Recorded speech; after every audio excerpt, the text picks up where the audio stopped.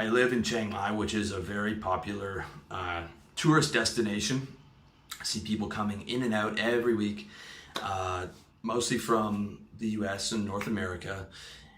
And what should be the best time of the year, their year, but I rarely see happy faces. I see hot, scowling, perma-scowling Western people who do not look happy to be here. They're not showered, they're hot, they're disoriented, they're jet lagged. And then I'll watch people in the restaurant, because I'm a people watcher. I'll watch what's obviously a couple, and one will be looking out the window this way and one will be looking out the window the other way, or they'll both be on their phones, not talking to each other on what should have been the best week of their year, the one that they were saving for, and they're like, time's gonna be so good. The reality is quite different, all right? And I've had like 3 years of being able to watch all these people on their vacations, okay? There's four problems, all right? Number one, you're out of control in a vacation. You're out of control. Most of the time, not being in control is going to work against you. Most of the time, okay? Occasionally, like, people have two motivations in life in regards to that. You've got control and uncontrol. When you're younger, you want more uncontrol. You want more new experiences, new parties, new things like that. But as we get older, you hear a lot of people, as they get older, they get set in their ways. And that's definitely true for me, because you realize you've done a lot of this stuff. You've done a lot of uncontrol, so you realize what you like, okay? I know that I need to be on schedule. I need to have, a decent room temperature to be able to do my work. I need to be able to exercise every day. I need to be getting up early. I need to be eating healthy. I need to have all these things in place to be living optimally, right? Young people can test a lot more and have a lot more uncontrol, but eventually, okay, as you get older, you do want more control, because you know the things that are going to make you happy, and you have to structure your life in that way, okay? Occasionally, all right, uncontrol, even if you're older, will give you some new amazing experiences. One that I found the last couple of years was like motorbiking through the mountains here in Thailand, something that I'd never done before. I didn't have a motorcycle back in Toronto. But most of my life, I just exported over here. It's like 85-90% the same, right?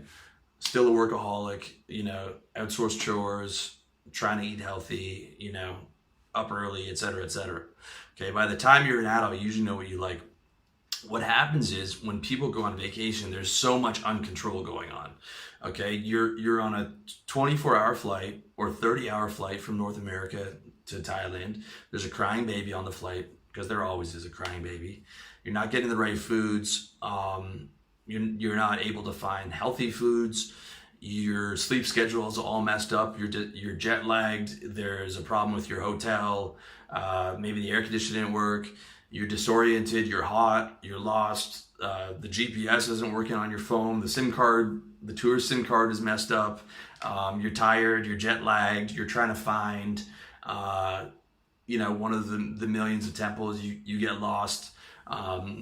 If you're a younger person, you're backpacking, so you got that giant backpack on your back. I see these poor kids. I'm like, dude, nothing of that looks appealing to me. Even when I was in my early 20s, I knew some guys that went backpacking. I was like, hell no, dude. I'm not staying in some, $10 a night hostel with carrying this giant backpack everywhere I went.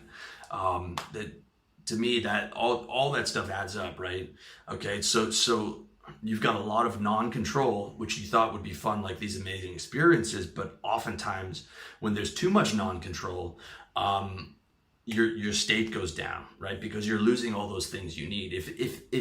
If you were able to move out here like I did, where you can have 90% of your routine, and then 10% just taking a motorcycle and exploring and being able to come back 2 hours later to air conditioning, that's a different ballgame, all right? But a lot of the time on vacation, it's going to be too much non-control. Number two, can't take a vacation from yourself, okay? A lot of people don't like themselves. I see them everywhere. You can tell by the look in their eyes. There was a point in time where I didn't like myself, so I'm not trying to beat up on anybody. But I mean, a lot of people don't like where they're at in their life. They don't like the way they look, that they don't like the success that they've had. They don't like where they are in their job. They don't like where they are, you know, they'd rather have a business, they'd rather have more women, etc., etc., etc.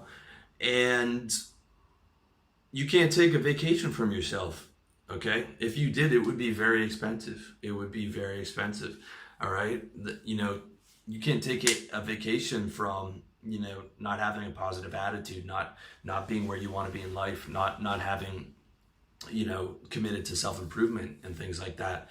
And you're looking for like this state and this happiness from the non-control, like, okay, I'll go to Thailand or somewhere exotic, and that I'll get that state from there. And you might get a little bit, like, you know, I was really excited when I came here, but you know, at the end of the day, you can't take a vacation from yourself. You need to commit to personal development.